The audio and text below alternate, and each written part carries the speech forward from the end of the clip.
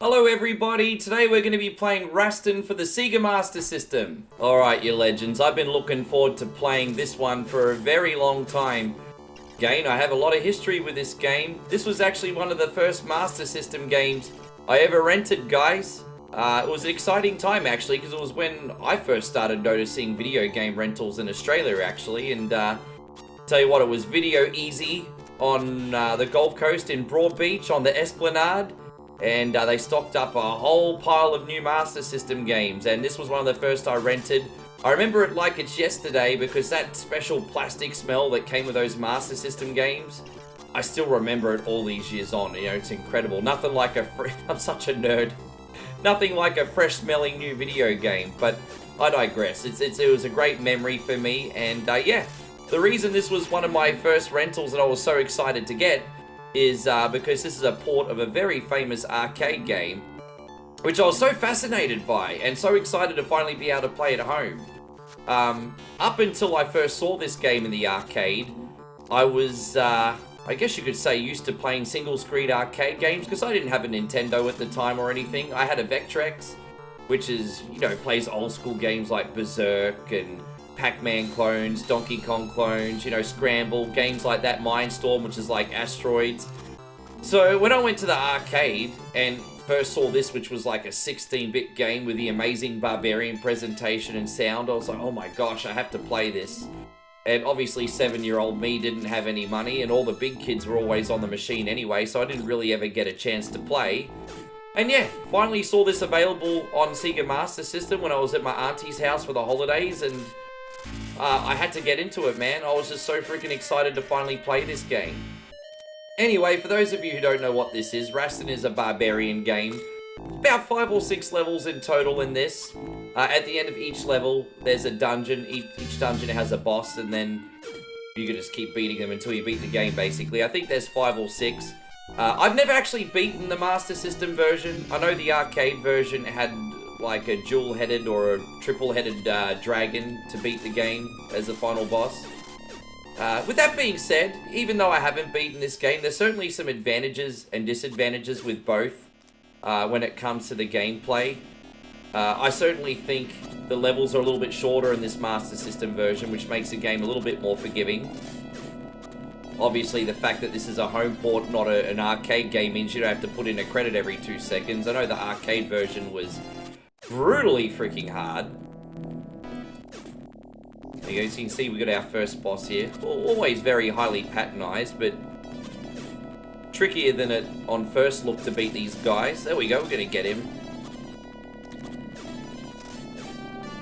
I guess one thing I have to say about the Master System port of this game is, even though it is very, very, very good, the controls are a little bit clunky compared to its arcade counterpart.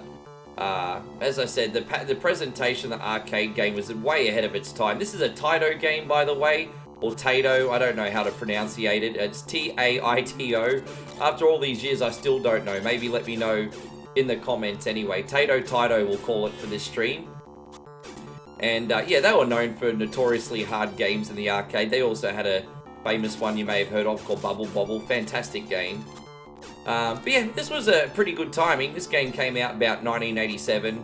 The world was kind of barbarian crazy at the time, you know, with movies like Conan and Red Sonja, all with Arnold Schwarzenegger, by the way.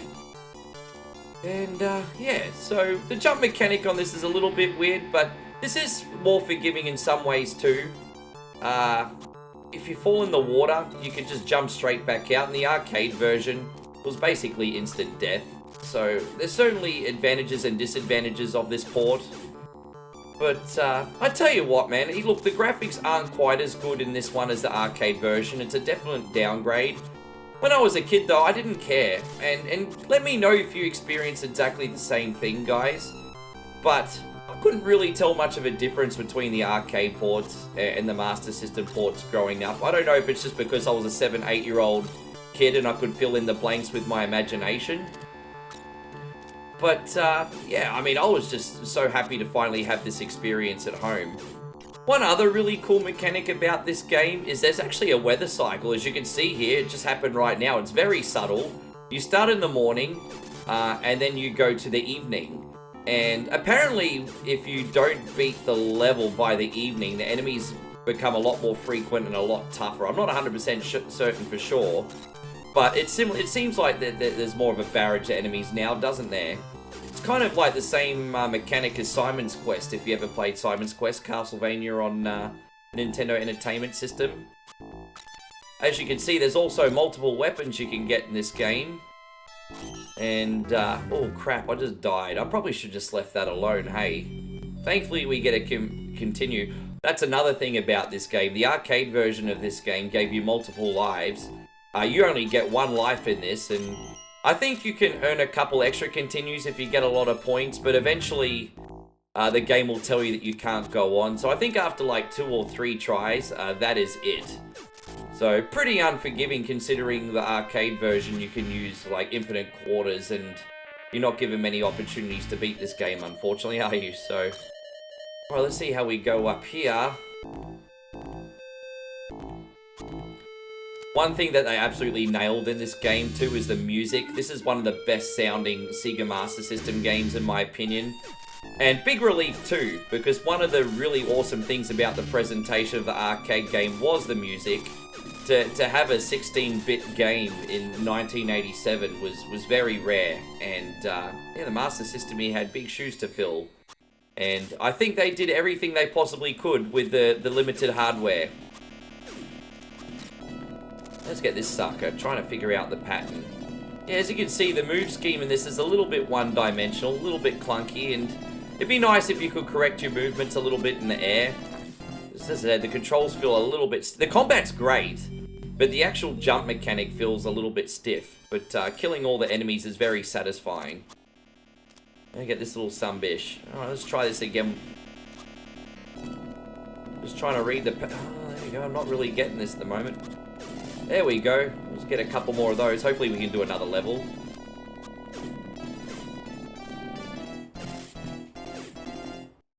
It's really weird too. I feel like when you're fighting the bosses, sometimes the sword registers more damage than other times, depending on the type of strike you do. It's weird. I don't know if the amount of damage you do on enemies is a random dice roll. You know, it could very well be. What a dramatic boss fight. They definitely captured the atmosphere in this. Oh, dude, how did we not kill him? Are you freaking serious? There we go, got that son of a gun. Try not to swear in this video, guys. Not that I've ever claimed to be a family-friendly streamer, but... Alright, let's see how we go with level 3. We may have 1 credit left after this, too. By the way, I have a confession. This is the second time I'm filming this video today as well, guys. I tried to film it before and my microphone was broken. I nearly smashed my computer and quit streaming. But anyway, I'm not streaming, it's an offline video. Anyway, oh, did I mention that there's multiple weapons you can get in this game? I think the sword is the weakest, even though it looks super, super cool. But you can get things like axes in this. And I think axe just does extra damage. This flail here, or mace, whatever you want to call it, you've got the extra range, which is really freaking neat as well. So, I mean, you can hit enemies from a longer distance. I think there's also a flame sword, I think in this version. I know there was in the arcade version where you can shoot like bolts of fire out of your sword. That's kind of neat too, having a projectile weapon. Albeit maybe a little bit out of sorts, because we're using a barbarian, not a freaking magician. He's casting like fire spells with his... Anyway, moving on. Oh, damn, I wonder if that was a shortcut. Looks like I missed it.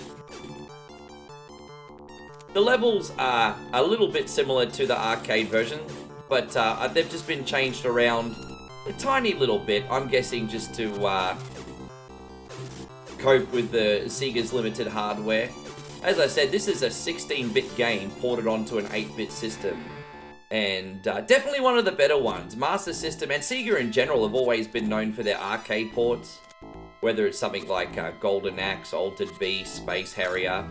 This is certainly one of the better Master System arcade ports in my humble opinion. Oh, damn, see what I mean? It's very, very hard to correct a bad jump in this. See if we can get on that thing now. Very, very difficult. Very difficult.